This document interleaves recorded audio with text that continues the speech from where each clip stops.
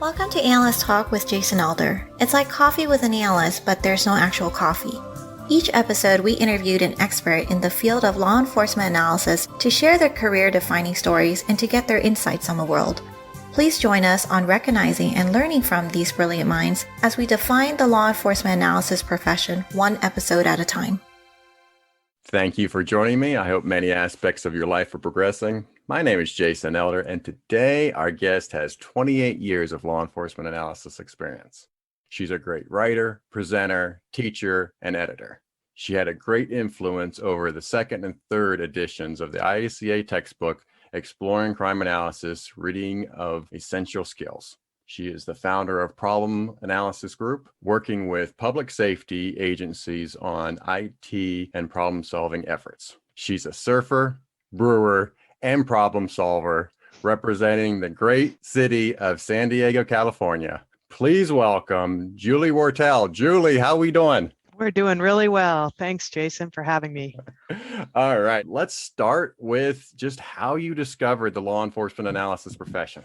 Well, it was somewhat accidental. So I was going for my master's in public administration at San Diego State, and we needed to do an internship. So I opened a big book of internships, and there was one at San Diego Police Department in crime analysis. While I had no idea what crime analysis was, I paid $8 an hour, so I applied and got that job. From there, the internship was actually on a NIJ research grant, and the analyst that had been working on it left crime analysis in San Diego PD, and I applied for and got that job. So I was technically a research assistant working for John Eck at the Police Executive Research Forum. He was the director of research at the time. This was 1992, sitting in crime analysis. So my first real exposure to crime analysis was on a research problem-oriented policing-based grant project. And that was kind of what I thought crime analysis was. Do you think that anything drew you to crime analysis? As you said, you went through there, and was it anything in particular about the crime analysis internship that drew you there? I think it was the interest in crime, as everyone listening knows, it's an interesting topic. And then just the use of data. And I really I guess I hadn't thought of myself as having an inquisitive mind or that intellectual curiosity, which a lot of people use that term now, that I had. I mean, my internship, I was actually tasked with just doing data entry. So they had created a little database, and I listened to like phone call in of people complaining about drugs, my neighbor's doing drugs or whatever. And I was told to just do data entry from these printouts into the database. And I would get my data entry done, and then I'd be like, I wonder if there are certain areas or certain drugs, or I was kind of doing my own analysis. And interestingly, the analyst that was there at the time, who was my supervisor, yelled at me that I was going to, ruin the database or something. All I was supposed to do was data entry. So I, ignored her. No, I'm just kidding. Not really sure what I did with that, but I think that kind of sparked it. And then when I got the position as research assistant, really it was about collecting data and doing surveys and doing phone interviews. And I was finishing my master's at the time, and John Eck was actually finishing his PhD at the time. He was an amazing mentor, starting with, you're doing research as part of your job. Why don't you just do your master's thesis on this? So my master's thesis was the role of the landlord in drug dealing in apartments. And I think that really set me on the path to becoming that more problem-oriented strategic analysis versus a catch the bad guy type of analyst. Although I did, after a year of working on the grant, I was hired as a crime analyst with San Diego Police Department. But much of my time there in my 6 years was working on different grants, mostly problem-oriented or neighborhood policing related grants, as well as supporting investigative units and patrol. Because I think when you get into the role, and I don't know if this is outside the profession, I see it a lot inside the law enforcement analysis profession, is that you get into the position and there's certain topics, certain crimes, certain tasks that I think people gravitate towards, that they really enjoy doing. I Mm-hmm. know when I became an analyst, I gravitated towards data management and wanting the data to be as clean as possible and to work out any issues with the data. So when I needed to have certain data, I would have it.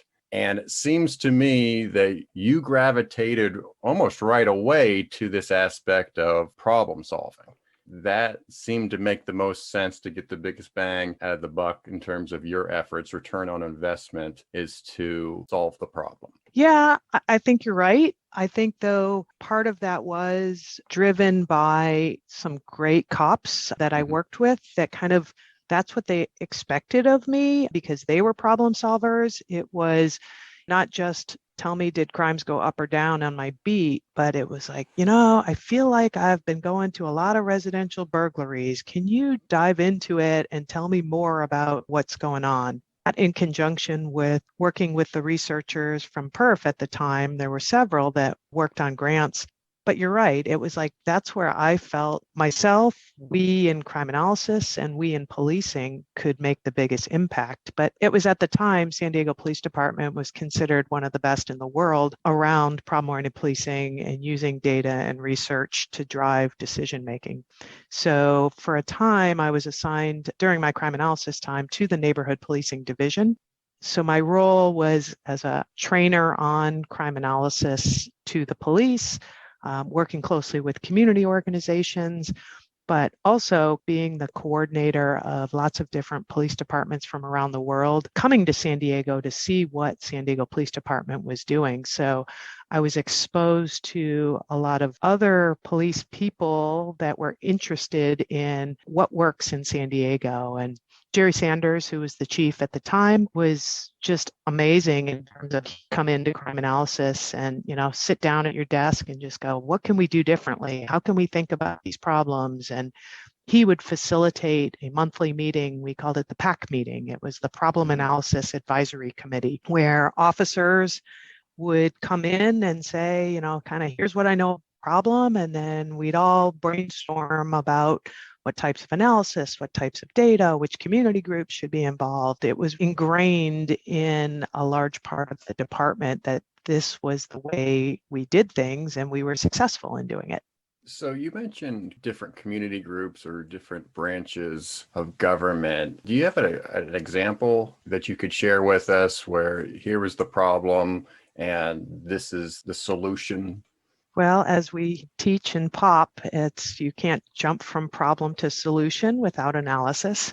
So I do have an example. Back then, there was a group that was recently established, and there's a whole history to them, but it was called Safe Streets Now. It was an organization that assisted community members in dealing with nuisance houses. It actually had started in Oakland, California, and it was about kind of holding the landlord accountable. You keep renting to people that are dealing drugs or having giant parties or just being a nuisance on the block. The group, when it started in Oakland, organized the neighbors to take the owner to small claims court after all the police coming out didn't help it, arresting didn't help it, threatening didn't help it. And they took them to small claims court and won. The neighbors won. The landlord had to pay, at the time it was probably a maximum of $1,000 or something. But that really woke up the landlord to like, oh, now that this is costing me money, I'm going to have to be a much more responsible landlord. So this group started in San Diego, and my role, was primarily to provide them data when they took it to court or when they, started the process with, dear landlord, it's not just a bunch of neighbors complaining, but look, the police have been out here 50 times in the last month for, you're wasting all of their time, which is ultimately taxpayers' money. It's interesting over the years to see the different police departments and their willingness to give data, whether it's to the public or to a researcher or even to their fellow personnel in other agencies. Back then, we were all about how can we share data and work together, whether it's a community member or a researcher or whatever, to solve these problems. And especially if you have a community group that's willing to take on that problem solving, that response, then why not supply them data to do that? And then that will help ultimately reduce the amount of time that the cops have to go to that place.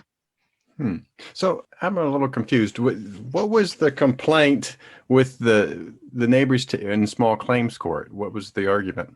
That this house was a nuisance, that they couldn't live comfortably because of all of the, I think, whether it's drug or parties or just problem people that imagine, I don't know if you live in a house, apartment, whatever. I live in a condo in a community that is known for parties and bars, and that's not why I live here, of course, but it's got some other great aspects to it. And go Pacific Beach, I'll have to do a shout out to there. But we've had neighbors that were problems, that we had someone in our small condominium complex that probably was dealing drugs, never able to prove that. And we also think he had stolen bikes that he worked on.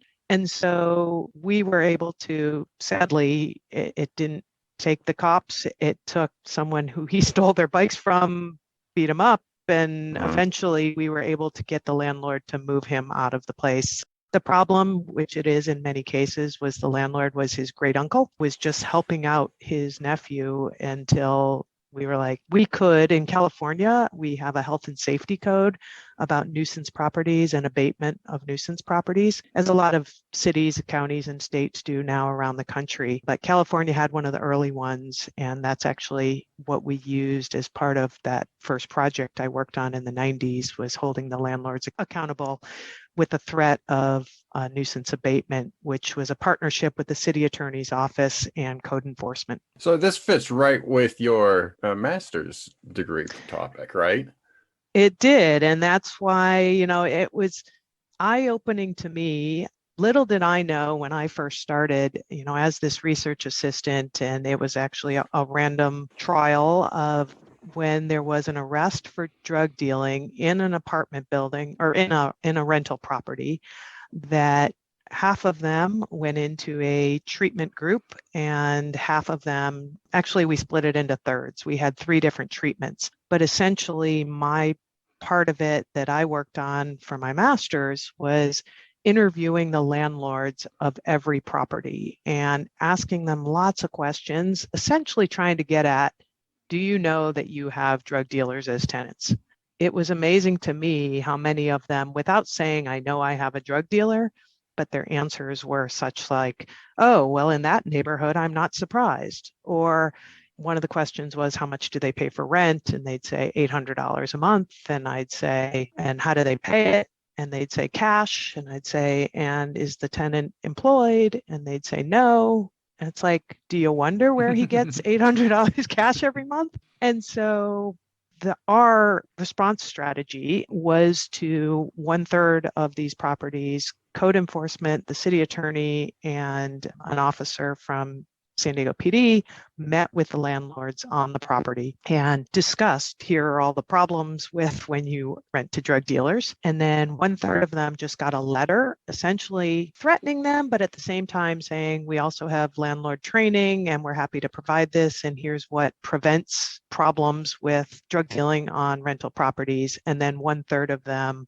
got the usual, just we made an arrest and moved on and who knows what happened. The experiment showed that the meetings definitely were more effective, but the letters alone were effective as well and took a lot less resources to just be able to send a letter. So for a time, and I have no idea how long it lasted, that became a protocol that every time there was a drug dealing arrest on a rental property, that the landlord got a letter notifying them and saying a good idea would be to evict this person, and here are the things that you can do to prevent your rental from becoming a drug dealing property. Yeah, that was a major shift, that idea of holding the landlord accountable. I remember when I was at Cincinnati Police Department, now this is the later 2000s, But we took away their excuse because they would say, well, I don't know what goes on at my property. Like, Right. no one notifies me that there was something going on, that the police were called or the police showed up. So we facilitated that, took away that excuse and set them up with a way so they would be notified of anything going on their properties. Yeah, I mean, there's been, like you said, a lot more research since then, but that was some of the first research. It was going on in several places, but looking at that and holding the landlord accountable. And John Eck has done probably most of that. And that's kind of a funny story in that I'm going to say but it was really John wrote an article that is still cited a lot. So at the time, John said, I'm going to put you as co-author because he's awesome and does that. And I said, I didn't write this. And he said, but you did all the work that went into it. So my name got put on it. And again, I was really naive and didn't really know what that means. And for years, up until current, occasionally I'd get a call that said, oh, that work that you and Eck did back in the 90s. And so I'm questioning, the statistics. And I was just like, call John. Like, I try not to admit that I have no idea what they're talking. No, I'm just kidding. And that's something that I think as the analysts of the world or the people that want to become analysts, some people think that we really need this high level of statistical knowledge. When I teach and talk to people, and maybe I shouldn't admit this in public, that I don't have that. I have an understanding of the stats that are needed, but on the occasion, and in 28 years, there hasn't been that many occasions where I need a super high level of statistics, but then I just turn to my favorite PhD to work with. And so we know from 28, well, more than that, because it was going on before me, but for, 3 decades of problem solving, problem-oriented policing, successful projects on reducing crime, that it can be done. And it's more about the data, about the analysis, about the appropriate strategies, and not about statistically significant hotspots, which I still hear today about the use of that, or that we didn't have a problem because there was no statistically significant hotspots. And it's like, oh, here we go again. So that's my plug, my anti-plug for statistics, I guess. So you eventually move on from San Diego PD. Let's talk about that transition. National Institute of Justice used to have what they called the Crime Mapping Research. And I was invited to be a fellow for 9 months in DC. And I was supposed to return to San Diego PD, but was offered a job at the end of 9 months with the Institute for Law and Justice, which doesn't really exist anymore, a small nonprofit police research organization. But my 9 months with NIJ, my role was to develop training, curriculum, work closer with getting all of the great research that was being done in academia and other institutions into the hands of police interested in getting into crime mapping and spatial analysis. So in the late 90s, there weren't that many police departments using GIS. I know in your previous podcasts, there's been lots of talk of that, and because there were only a handful. And so our goal was to translate the research, expose, make more people aware, and essentially, it was when desktop mapping first got going in the mid to late 90s. So when I actually at San Diego Police Department started using GIS, we were fortunate to have a GIS person from our regional planning organization, SANDAG, with us to make maps. So when I first started making crime maps, it was essentially this long, what they called AML, or macro language. We had like 50 lines of code, and how we learned was, change line 4 if you want to change robberies to burglaries, and change line 7 if you want circles versus squares, or, whatever the case might be. So when I went to the Crime Mapping Research Center, I was also learning. I learned desktop GIS. I learned more about GIS. I'm not sure I knew what GIS stood for when I first started making maps. Probably shouldn't admit that in public either, now that I teach GIS at the university. But so it was, my 9 months in DC was amazing for, again, the people I was exposed to, other cops, other analysts, researchers, and the federal government, with all of the good and the bad that comes for working with the federal government. And then deciding to go to the Institute for Law and Justice. So I spent 4 years there. I'm working on a variety of grants. My first project was a grant that they had received to evaluate the use of IT and crime analysis as an aspect of that in police departments. So I did a lot of going into police departments and talking to people and seeing what they were doing. And I did a lot of training and just so worked on a number of different projects, all relating to the use of IT and analysis and solving in police departments. Kind of missed being in a police department, and so was lured away or lured back to policing by Jim Bueermann, who was the police chief of Redlands, a home of Esri, and a small town in Southern California, about 2 hours northeast of San Diego. I won't go into details about how that job eventually came about. Let's just say we came to an agreement. And so he had gotten a grant to do some regional crime mapping and analysis. And so I was the project director for that grant for the 1-year contract. And while I was there, Bonnie Dumanis, who's the previous district attorney of San Diego, she was running for DA. She was a judge at the time. And I met her a couple months before the election at a law enforcement event. And she asked me what a crime analyst would do in a prosecutor's office. And I had no idea. Having been in law enforcement for 10 years, but really only worked with police at the time, I made stuff up. And I said, well, you could look at all the different police data, all the different crime data across the county. We have 10 local law enforcement agencies, 9 police departments and the sheriffs, of course, in addition, Harbor Police and CHP and lots of other agencies, but 10 primary local agencies. And while people looked at investigations and crime across boundaries in terms of series and patterns, no one was really looking at crime problems across the county. So I suggested that. I suggested bringing in other data and looking at it in relation to transportation systems and demographics, and was just kind of using what I had learned over 10 years around problem solving to say, we could do this. And after 10 minutes, she said, if I get elected, I'm going to hire you. And sure enough, she beat the incumbent. And I got a phone call that said, do you want to come work here? And so I met with her actually at a Jewish deli on a Sunday morning. That was my kind of official interview, I guess, or unofficial interview. I said to her, what do you expect me to do? Bonnie's reply was, whatever you said you do. So sounded like a good job opportunity, right?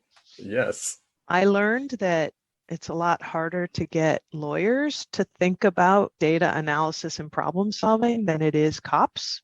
So I took it as a challenge, and I really appreciated the opportunity that Bonnie gave me. One of the first projects that I was tasked with was to create or manage a regional crime mapping website for the public. And so did that after the work, again, taking it back to San Diego PD in 1995. My boss at the time came to me and he said, we are going to create a website for the police department, and it's going to be focused on crime analysis and crime maps, and you're in charge. And I said to him, what's the internet? So in 1996, we were one of the first police departments in the country and the world to put crime maps on the web for the public. I spent several years in debates and presentations and defending our, and that's what's always interesting is when, again, police departments are like, oh, we can't share that. And obviously it's very different now. A lot of police departments are sharing a lot more data. Absolutely. Back then, even up until probably 5 years ago, it was just not common. I kept a list for many years, and there were maybe, 150 police departments out of our, 18,000 that shared crime maps with the public. we did that at the time. Again, there wasn't the technology. We would post once a month. We'd make a map for each of the divisions. At the time, there were 8 divisions, and show that. We had community members like calling me up, like, "Where's our map?" if it wasn't up on the 20th of the month or whatever the case was. So I was an early adopter, not just of the technology. We were even writing our own HTML. That was before you could write it in Word and save as HTML. But Nice. an early adopter of sharing data with the public. And there's a publication out there still, I think, that I wrote with McEwen from ILJ in like 1999 that is still very relevant about the kind of the good, the bad, and how to do it if you want to share data with the public via maps and spatial data. Yeah, I could understand where, you're working with attorneys and they're saying to you, well, yeah, what does that have to do with my case? Talk a little bit more about trying to convert the attorneys. I thought you wanted success stories, not frustration stories. Hey, sometimes we get lessons learned on this show. Yeah, no, I'm just kidding. I was lucky to find a few attorneys that maybe didn't understand it, but once you start talking to them, they get it, that data is important, analysis is important, etc. Unfortunately, most still had the attitude, and I would literally get this question, how do you help the lawyer in the courtroom? And when I said, I don't, the response was like, oh, well, then what do you do? Well, I look at crime problems, and I did kind of both. So coming from policing, I had police people, they're like, oh, it's great now to have kind of an insider that understands, like, what data do you have at the DA's office that can help us? And so part of my job was like, because I didn't really know how I could help internally besides on a case, like how could I use data countywide from the prosecutors to help them look at things, which I learned as I went. And that I did definitely learn from a handful of really great prosecutors. But more so, I was like, well, how do I help people in police departments get information about what we're doing in the prosecutor's office? So I set up reports, and it was everything from, here are all the cases that your police department submitted to us that we rejected, didn't file or didn't prosecute, different language across the country in terms of that, didn't file charges, and here's who, why, what. So again, to kind of look at those patterns, do you have the same cops that are getting their cases rejected all the time? Or are there certain reasons the cases are rejected all the time? So those types of stats, looking at the different issue rates and just total numbers of types of crimes, that was also eye-opening for me and for the prosecutors in terms of, we in policing have UCR and NIBRS categories. In prosecutors, they don't. And so instead of saying, and I thought of it as, if a police department says, we submitted 50 robberies to you last month, how many did you file charges on? There was no way to go into our DA system and just say, give me all robberies. I would have to go to 11, 209, all the different California codes. So they did everything by code because, again, they weren't really looking at stats by crime category. And so I worked closely with Nida Rice. She's amazing. And back then, before the UCR forcible rape changed to all sexual assault, she kept saying, it makes no sense that rape is so limited in these stats. I'm like, I know. So we set up categories. My other really fortunate thing was that Chip Post, who is an application developer, did a lot of the creation. It's a homegrown system that the DA's office has.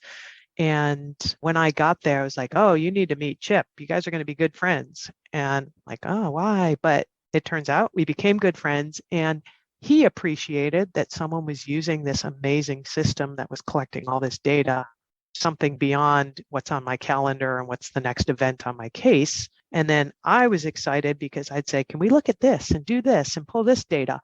And he'd be like, no, but, let me take that as a challenge. Still to this day. So I started there in 2003. I left full-time the DA's office in 2009.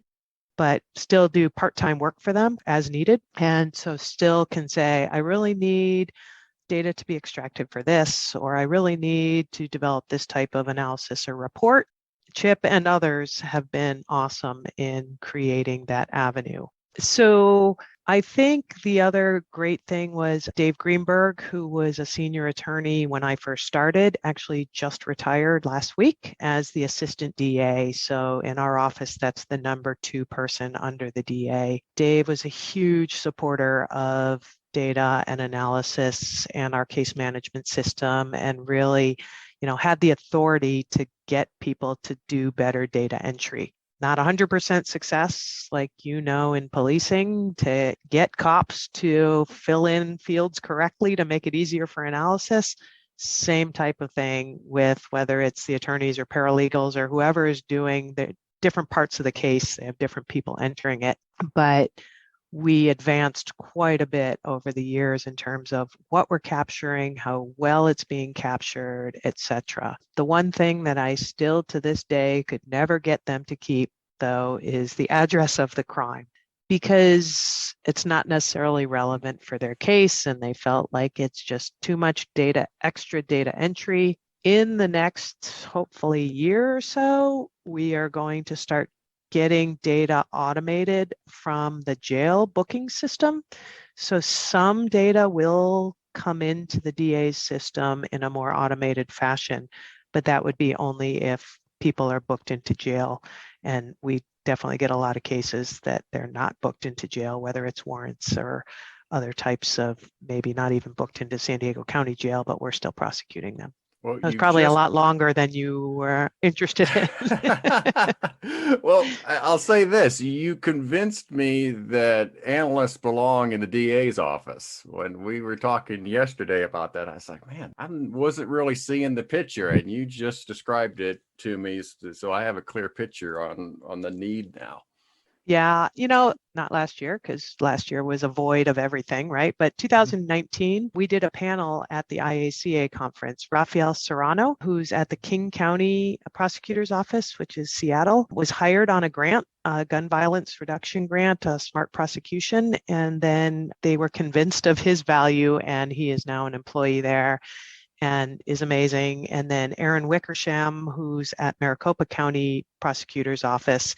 The 3 of us gave overlapping, but we have 3 different jobs as analysts in a prosecutor's office. And as more and more prosecutor's office are getting analysts, I think it's great, but it is very interesting. I guess it's like policing, that we see the range of, intel analyst through crime analyst through more admin and that type of thing. But in prosecutors, there are plenty of analysts. San Diego DA's office now has 2 analysts that sit in investigations and work on casework, whereas I feel like there's also a role for that more strategic analysis within a prosecutor's office.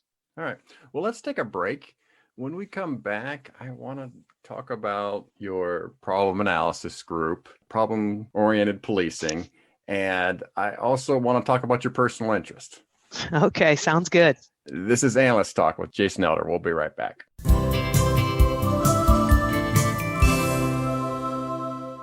Hi everyone, my name is Mindy and I am a writer for Analyst Talk with Jason Elder as well as a current crime analyst. My PSA for our listeners is don't compare your origin stories to others. I used to be super insecure when asked, why do you want to be an analyst or in law enforcement? And I always felt like I had imposter syndrome because I didn't have a good reason. I don't have any family members in law enforcement. I've never been involved in a crime, knock on wood. And I just felt like I had no good reason for being here besides just being interested in the industry. 6 years later, I still don't feel like I have a good answer, but I love my job and I'm pretty good at it. Passion or your calling isn't something that just hits you one day. It is something that's built and maintained over time, day by day, every day. If you're on the fence whether you're cut out for this field, just go for it. If you currently have no reason, make a reason. Make your own origin story. I believe in you. Hi, this is Jeffrey Vandership, and I'm going to tell you about a couple of my pet peeves. Pet peeve number 1 is the size of parking lots at grocery stores. They create these parking lots for Yugos, and yet everybody is now driving a Ford F-150, and you can't fit in anything, or if you do, you're banging the doors of your neighbors. Pet peeve number 2 is the little button in cars that open the fuel filler door seems to be in the most oddest of places. And whenever I go somewhere else and I rent a car and I have to go to the gas station for the first time, I spend a half hour trying to figure out how to open the fuel filler door. Pet peeve number 3 is just packaging generally with things that you get in the mail. It's like Russian nesting dolls. You've got a box, and inside that box is another box. Inside that is another box. Inside that is a bubble wrap. And then you get to like a little piece of whatever, which is the thing actually sent. And finally, and again, betraying my age here, the screen filters that people use in their social media, everybody kind of looks like somebody out of Avatar. What's up with that?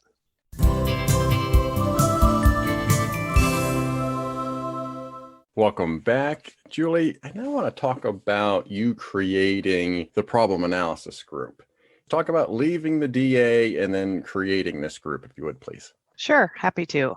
So I had been doing consulting, kind of when I was training at San Diego PD, it was mostly internal. There were definitely conferences I presented at that led to, especially when I left San Diego PD, more just small consulting gigs about a police department asking me to help them set up crime analysis or do some training or things like that. So when I was at the DA's office, I'd been there about 6 years. I had also, the year before, 2008, I started teaching at UC San Diego, Go Tritons. And Nice. That's my undergrad degree. Talk about change from 1989 when I graduated there. So I had kind of this steady paycheck from teaching every quarter throughout the year to like, well, I wonder if I can do some consulting to supplement it. So it was a more like nothing I've done in my life is really like, oh, I'm going to make a plan. And so I didn't really make a plan. I just thought, well, people have hired me, and so hopefully more people will hire me. So when I left, it was right before the annual Problem-Oriented Policing Conference. I was presenting at it, and people said, well, this is a great opportunity to like get your name out there and say you're now a full-time consultant. Like, oh, you're right. I better get some business cards, right? So went on a like business card website and it says company name. Like, oh, crap, I don't have a company name. So in the couple years before that, some friends and I were just kind of brainstorming, like, should we create some sort of, we didn't want to become a business with a hierarchy. We wanted to be a loose-knit group with complementary but differing skills that if police departments needed statistics, then that would be one person's, this was Deborah Weisel, actually. She's at North Carolina State and North Carolina Central, so she was going to be the statistics person behind it, and if they wanted, well, what's it like to be a crime analyst in a police department? That would be me. And then if I need a cop, and then we had our favorite cops that we would refer. And so we had brainstormed some different names. One of them was the analysis group. And so I made cards that said the analysis group, and then found out several years later, so I didn't really use it besides it being on my card. Several years later, found out that there was a company called the Analysis Group in Virginia, nothing to do with crime or policing, but just thought better change it now. And so before you get sued. Yeah, exactly. So I don't know how long ago, maybe three or 4 years ago, started to talk to some other colleague, Katie Gallagher, who had gotten her PhD at University of Cincinnati, and we had done some work together. And Greg Stewart at Portland Police, he was at the time the sergeant over crime analysis. He has since been promoted. Both had said separately about starting to do some consulting. Do we need a company name, whatever? I'm like, hey, you could be in the analysis group. So the three of us brainstormed and actually searched websites about what else existed and came up with the problem analysis group. Again, we actually had a website for some time that we don't really even have anymore. So it's an unofficial company name that is really only used when I have to have, when that's a required field on websites or other types of things.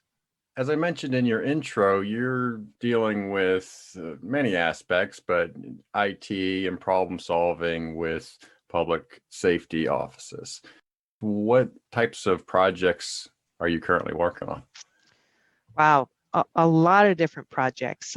I've been fortunate in the last, it's probably been 8 to 10 years now, that BJA has funded a lot of different efforts on reducing crime in different aspects. And I've been hired as either directly through BJA or through one of their contractors as a subject matter expert or providing training and technical assistance on those projects. So I do that and get to work with a lot of different police departments and prosecutors' offices on that. I'm currently working on an NIJ project called Forensic Intelligence. So looking at what departments are integrating their forensic data and forensic processes into their intelligence analysis processes. So that's been super interesting as well. We will be writing a report in June on that, and NIJ hopes to eventually fund law enforcement agencies to pilot or implement some new aspects of forensic intelligence. And then, I also work on, I teach from that one class where I taught Intro to GIS for urban and community planning. I did that by itself for about 7 years, and then was asked by our department if I wanted to teach a class called Beer in the City. Like, who wouldn't want to get paid to teach a class like that, right? And that came from, which is I'm sure you're going to get to in my personal interests, the fact that I have a company, which is a real company, unlike Problem Analysis Group, called Pubquest, mapping craft breweries around the country, or actually around North America.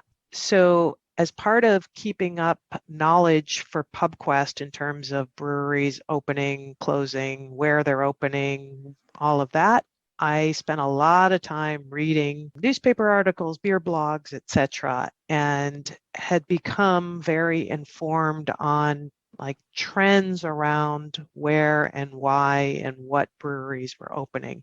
San Diego is one of the craft brewery capitals of the country. So we thought it was a relevant topic, and their thinking was this would attract more students to the urban studies and planning major. And for the last 5 years now, this is my 5th year of teaching that class. It's actually got a better name, more professional name than Beer in the City. It's called Craft Breweries and the Urban Economy. I used to tell people I map crime by day and beer by night, never the two together. But lately, I've actually done co-authored a study with 2 amazing colleagues on breweries and crime, or the lack thereof, as we should say. So there's a ton of research on how alcohol and bars relate to increases in crime. Our theory was that breweries are different than your typical bars or alcohol establishments. And we did a study of the increase in breweries in Portland, Oregon. Did that lead to an increase in crime? And I'm not going to tell you the answer. You have to go find the paper and read it. There you go. There you go. Yes. And then UCSD actually just last year, for the first time, asked me to teach 2 more classes. So I now teach environmental, sorry, I have to always think about it. It's crime prevention through environmental design. We, again, have a strange name for it. And then a crime analysis research methods class. After teaching there for 12 years, I'm finally actually teaching topics that my career and research has been about all these years. But it's really fun. The kids that are in my classes, especially the crime classes, virtually know nothing about crime, criminology, anything like that. Most of them are urban studies or real estate development. I occasionally get an engineering student or something like that, but we don't really we definitely don't have a criminology program at UCSD. We have a sociology, so some people are exposed a little bit to those, but not overly relevant theories when it comes to practical crime analysis. Yeah, well, we'll get into your brewery and crime and your personal interests here in a second. And I'll give you a couple minutes if you need to somehow include surfing in there as well and combined all three of them. But Yeah, surfing from brewery to brewery. So right now it's bicycle from brewery to brewery. there you go. All right. So I want to talk about problem solving. And I feel, and you can correct me if I'm wrong on this, but it seems like, a lot of police departments, even some analysts, are apprehensive about the problem solving approach. We had talked a little bit in the prep meeting about someone on the listserv or on the forum saying, hey, I have this problem. What should I do?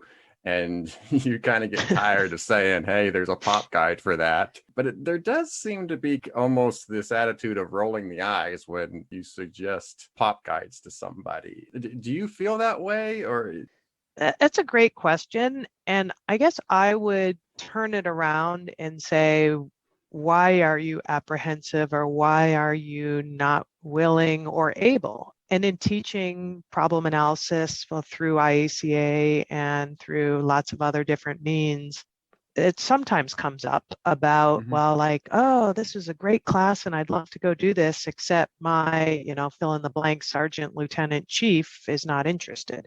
So there's that aspect. I think that it's not valued in the department by leadership is one of the reasons. But that takes an analyst saying, yes, this is important. Other analysts are just, it's not as exciting. Karin Schmerler and I talked years ago about this, that analysts are like cops. It's like the big arrest. It's the big solving a case. It's much more exciting to them than spending 2 years analyzing data and reducing crime, which that's where the analysts like myself that are willing to invest the time and effort with the police, with the community, with the other organizations, we get extreme satisfaction from having that impact on overall crime. I guess more so than I like to catch a bad guy as much as the next person.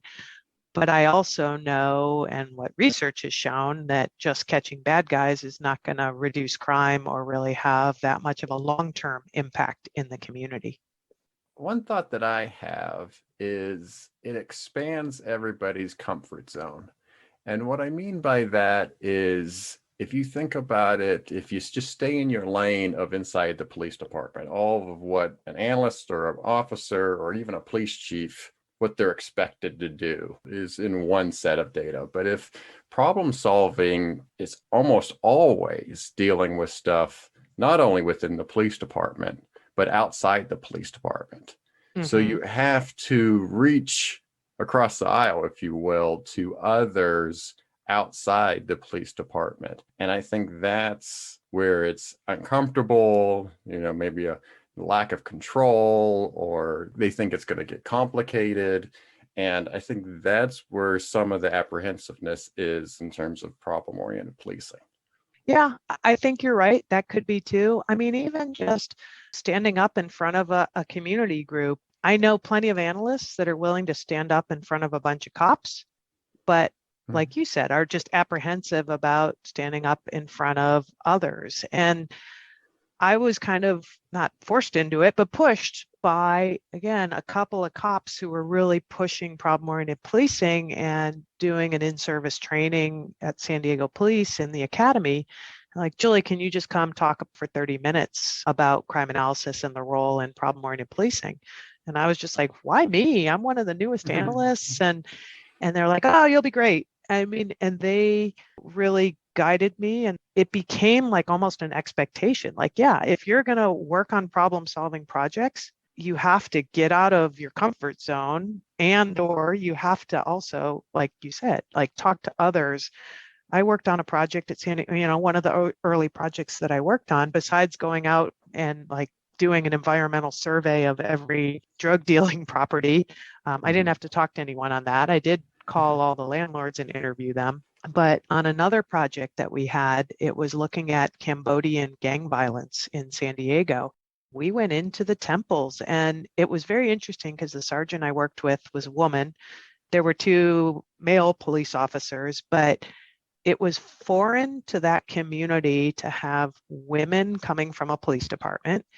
And it was obviously foreign to us to be walking into a temple to meet with people to talk about gang violence. But it was just, that's part of the project and that's what you needed to do. And so you kind of were forced to get out of your comfort zone.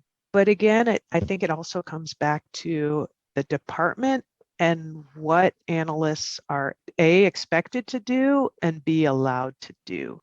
Where I always say you need to go on ride-alongs, and it doesn't need to be anything official. It's just go spend 2 to 4 hours having conversations, one-on-one conversations with cops in the field.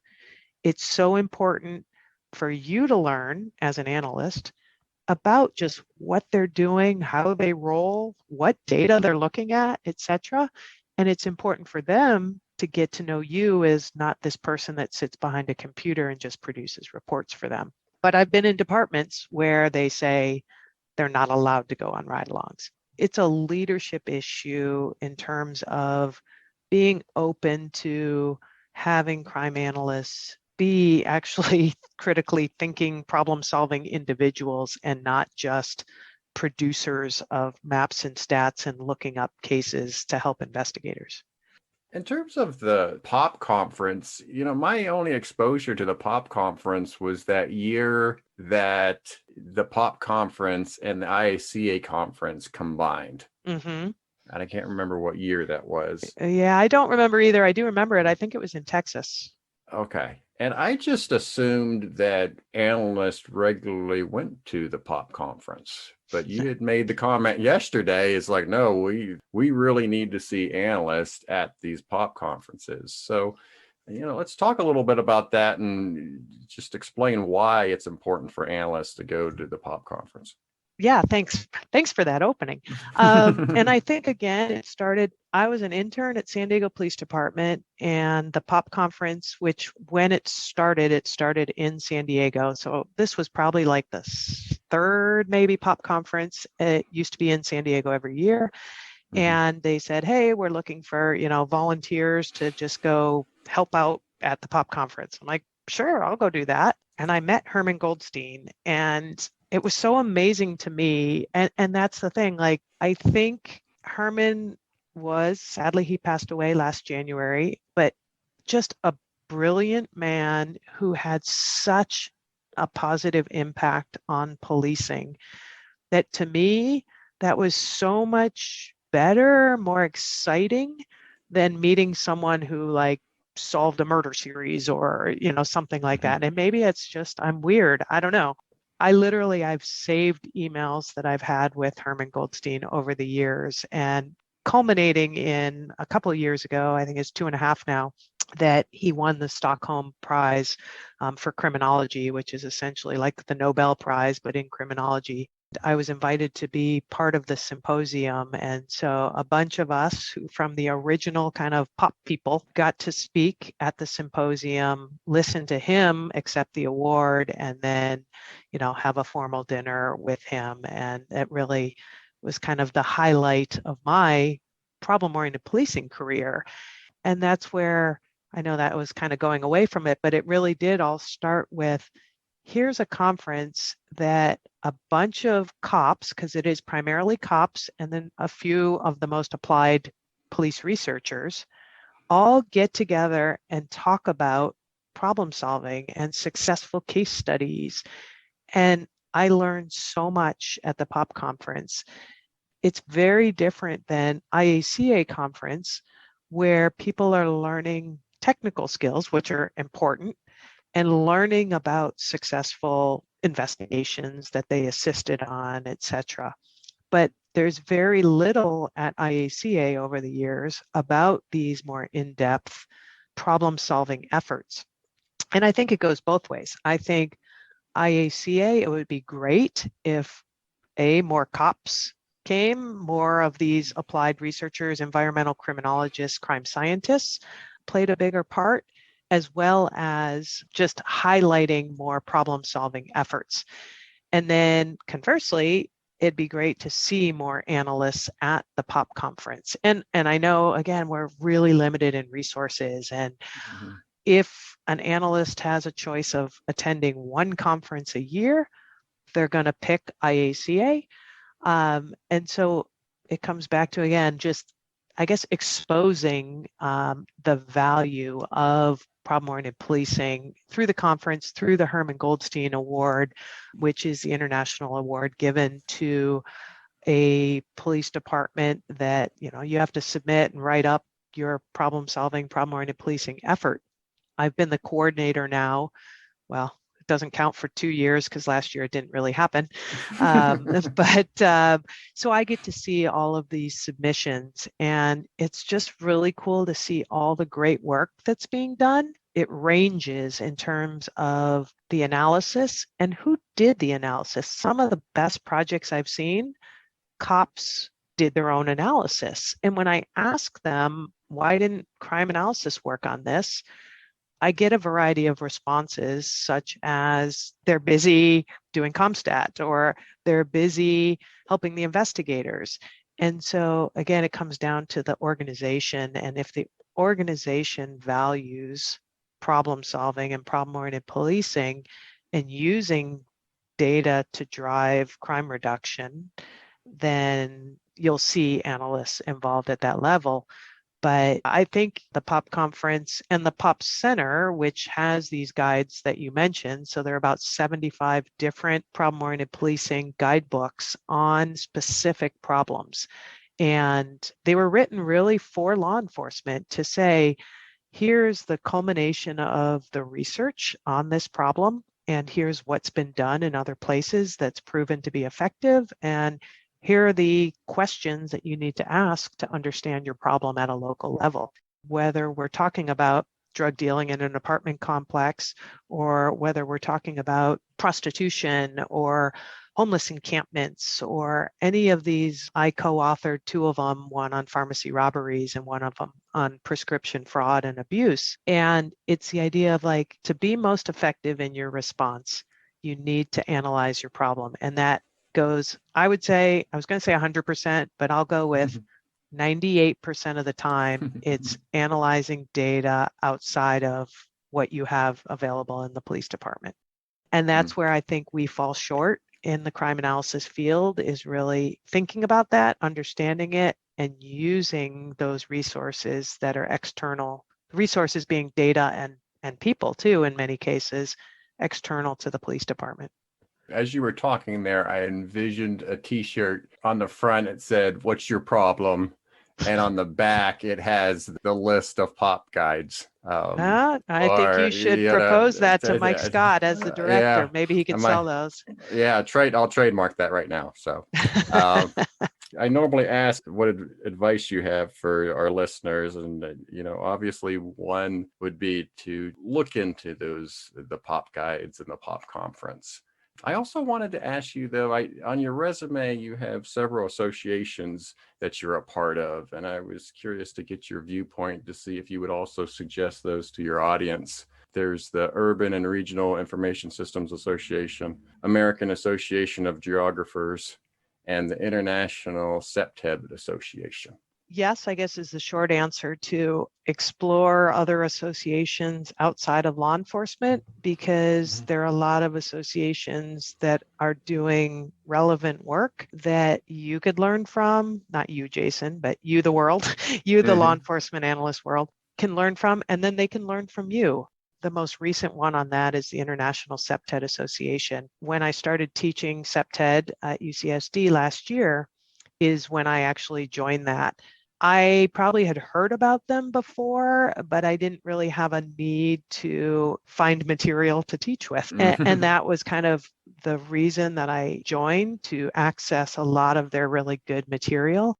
So it's planners. I mean, there are definitely law enforcement people involved, but I think where, again, we fall short, like the data that I just said, is that there are a lot of other people working on public safety, community safety, the same problems that we work on, but in different disciplines. I met, this is probably about 8 or 10 years ago now, at a POP conference. There was a group from the Colorado Fire Prevention Association or something like that at the conference. And they're like, this Sarah problem solving model, like, could we do this in fire? Can you come speak at our conference? And I'm like, Nice. I need to learn about fire prevention to do this. So I went about learning, how do I translate what I know about teaching police problem solving to fire? And in that research, and that was everything from talking to my friend who's a firefighter to just kind of common sense stuff. And there's an article about this somewhere in a Police Foundation newsletter about actually that I accidentally ran into a fire truck. But so I learned more about the firefighters in that regard. And I took that time to talk to them about data while we were waiting for the report to be taken. But anyway, I digress. That, things like everything from a traffic accident to, and now a popular, sadly hot topic around policing homelessness and mental health issues, that fire and EMS are responding, and hospitals, and there's this cross-disciplinary need for data and analysis. If we continue to just say, let's look at what we have in crime data, then we're not going to get at truly understanding the problem. And again, I know I diverted to data there, but same thing with like the Septet Association, that there are urban planners trying to reduce crime in communities. I did some training up in San Francisco. It was just business owners, the business association, and then a couple people from city, like building code people. My training was to, what is Septet kind of thing. And then we went and walked and looked at places and commented and learned about why you should not have giant signs in the windows because people can't see in or out. And research shows that convenience stores are robbed more when they have giant signs in the windows. I think the value of, especially something like the Septet Association, is really important for the fact that people are working on the same problems we're working on in reducing crime in the communities. AAG is the Academic Association for Geographers. And actually my introduction to that was they have a subgroup and had a series of panels called the Geography of Beer. And so I've spoken on that panel a couple of times over the years and became a member because, again, there are geographers. So the two colleagues that I wrote the study or did the study on crime and breweries in Portland knew nothing about crime before. And, it's like they're geography people, economic geographer and statistical geographer. And so bringing that knowledge together about my understanding or other crime analysts' understanding of crime data with other people's expertise, whether it's a mathematician, an economist, a public health person, we can be that much stronger and more effective if we are more cross-disciplinary and learning from each other. Great. Well, let's move on. Let's talk a little bit about IACA. You were chair of publications for years. I will do the same to you that I did to Sam Gwynn. I will apologize to you because I know as chair of Standards, Methods, and Technologies, you had the bad task of reading my papers because I know I'm not that good a writer. So I will apologize and thank you at the same time. In terms of the textbook and all the publications that you were responsible for or either edited or wrote, as you look back, what stands out to you? You want the good or the bad? I'm just kidding. We'll just talk the good.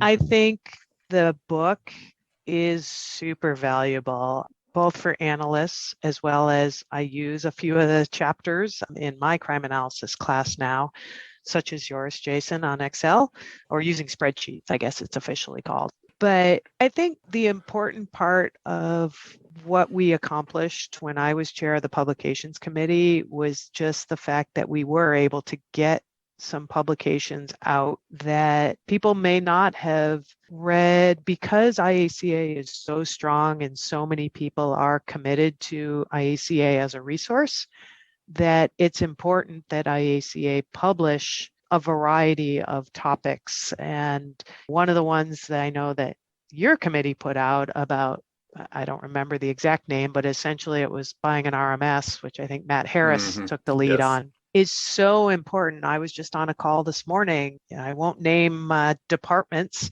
but they bought an RMS. My call this morning was with a person who's going to this organization and a new job, and we heard that they're changing up the technology, and the suggestion was, insert yourself in the process. And that's where a lot of analysts either are not able or willing to insert themselves early enough to have an effect. And then they get an RMS and it doesn't do anything that they need. I think papers like that are really important. It takes, though, that combination of the analyst saying, okay, I get it, and then the ability to be in an organization that's going to listen to them. I think just getting as much as we did out there was a really good thing for the field. And I'm always, when I'm in police departments around the country and even the world, you got to become a member. You got to check out the resources that are available through IACA. Good. I actually have a little game for our audience regarding the book. I actually left an Easter egg in my chapter, and I'm curious to know if people have ever found it. There's a couple of different parts to the Easter egg, but it's basically the same Easter egg. So I'll throw that out to the audience there. The first one to email me at leapodcasts@gmail.com, I will give a $20 gift card to Amazon. So now you gave the homework with looking up the paper up in Oregon, and then I just challenged them with a task. So we're doing good. We're giving the audience homework. All right. Let's move now on to your personal interests. You talked about using your mapping skills to create Pubquest. When did you first start brewing, and how did you develop Pubquest? I have brewed years ago. My interest in craft beer started, I have a slide in some of my presentations. So it started the same year I started in crime analysis in 1992. I think my combination of traveling a lot, both for fun and work, as well as just that interest in finding the local beer in the late 90s, early 2000s, there were a couple of websites where you could search for breweries. So if I go to Denver, you can put in Denver and you get a list, or San Diego, or name any city. And then I'm like, well, but I don't know where this is, or I don't know if these two are near each other. That combined with, like, if you go to wine country, they always had these big, nice maps of where all the wineries in that area are. So my initial thought was just to do that for areas that had a bunch of breweries, parts of San Diego, Portland, some of the original places that had multiple breweries. I was just going to make these like big, nice maps. And then when I worked in Redlands, part of our project was to create a crime mapping system on the internet. I met and worked with Dave Bishop.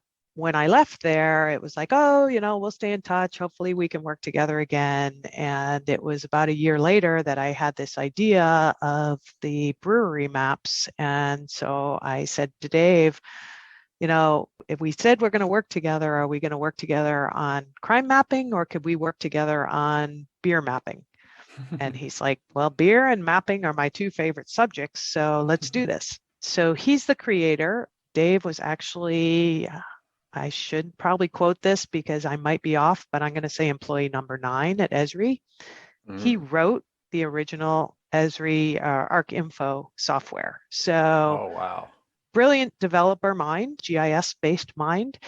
But starting a company, Pubquest, we couldn't afford Esri products. So the original Pubquest website and maps were in Google Maps. So Dave taught himself that.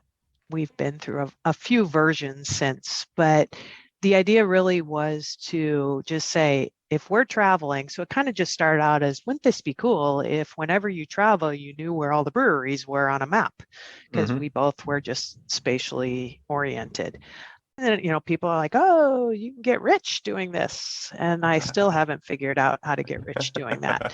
So it's still a thing of passion and it takes a lot of time, but we have every craft brewery in the US and Canada on an interactive map, pubquest.com, or there's an iOS app called Pubquest as well. That's my little infomercial. Once I started going to more and more breweries, and especially I combined my affinity for bicycling, and it's not about going to get drunk and biking home. I have to say that. It's about the experience of visiting breweries and tasting. There's two friends of mine and we try to go every week or weekend and do like a 25 to 30 mile ride and hit maybe 2 breweries, and like 3 of us will split 4 little tasters of beer. So it's more the experience. And that's part of what I was seeing at breweries, was that it wasn't people getting stupid drunk.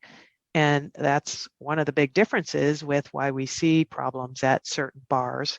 It's, the over drinking, it's the attitude. And so I started just talking more about I don't think breweries are related to crime like bars are. And then I finally got a taker in Neil and Isabelle in terms of let's do a study about it. While we did find we looked at change over time, but one of the other studies, Tamara Harold and I have been talking about and hopefully going to be doing soon, is to look at that why. Like, what is it about breweries that they are not related to crime? One of my hypotheses is that they have situational crime prevention principles ingrained without breweries knowing what situational crime prevention is. And for all of you analysts out there, you should know what that is. They're doing a lot of the things, and that's why they don't have it, and things just like most breweries are not open till 2 a.m. And most breweries are much more family oriented, that if you're a 22-year-old wanting to go out and get drunk and stupid with your friends, you're not likely to go to a place with a bunch of babies and dogs walking around, right? Yeah. And that's where not every brewery, but a lot of the breweries are there as community gathering places. And there's this idea of, third place, and look that one up for urban planners or from urban planning world. But, and that's where kind of that my interests and research have crossed in terms of just, again, that bigger picture of how do I combine my interests. I was at a brewery in Fort Collins a couple months ago in Colorado, and there was this sign on the wall, and it was really strange. It was kind of around crime prevention. I don't even remember exactly what it said, but I went up to the bartender. I'm like, so that sign? And he said, oh yeah, the police department came in here and said we had to put that up. And so, there's that, but then there's also places that are just, you see signs that say, keep the noise down, we like our neighbors, or stuff like that, versus the bars that cause the most problems just don't care. It comes back to place management, like we were talking about the landlords early on. I do have a question about surfing. And this is my crazy memory. When you taught us when I was at Cincinnati Police Department, and this is probably 2008, 2009. We didn't surf, did we? No, we didn't. But you talked about surfing, and your goal at the time, I believe, was to hang 10. And you had to explain to us Midwesterners what hang 10 actually was. So my question to you is, did you ever get to the point where you did the hang 10? I haven't even hung 5.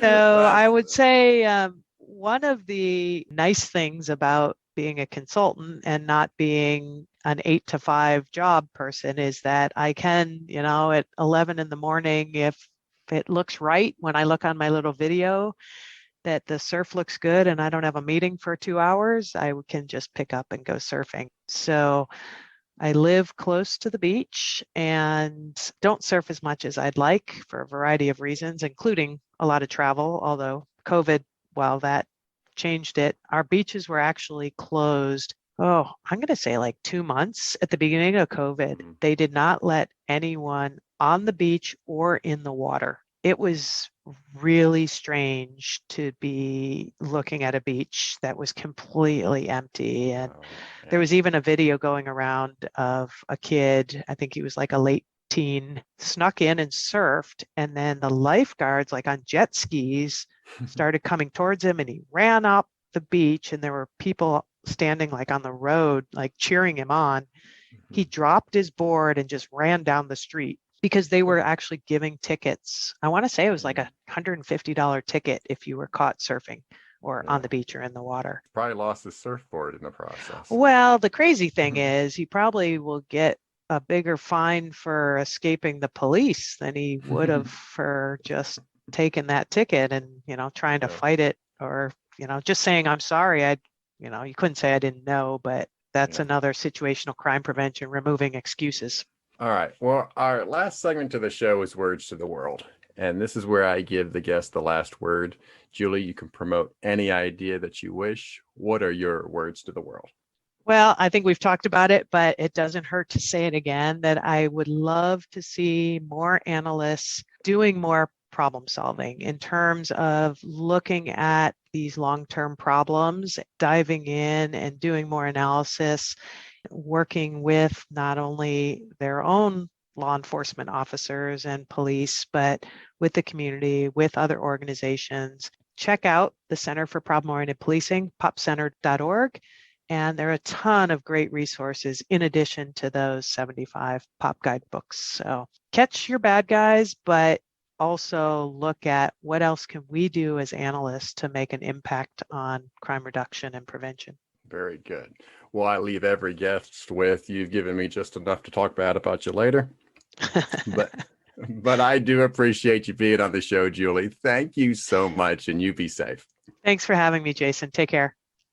Thank you for joining us today on Analyst Talk with Jason Elder. We hope you not only enjoyed the show, but also learned something new. For more information on our guests and information relating to today's topic, please visit our website at leapodcast.com. Special thanks to the Rough and Tumble for our theme song. For more of their music, you can visit their website at theroughandtumble.com. Also thanks to Kyle McMullen for our show logo. For more of his design, please visit his website at moderntype.com. The show is hosted, recorded, and edited by Jason Elder and written by me, Mindy. You can contact us both via the LEA Podcast website. Please join us again next time as we interview another expert in this great field.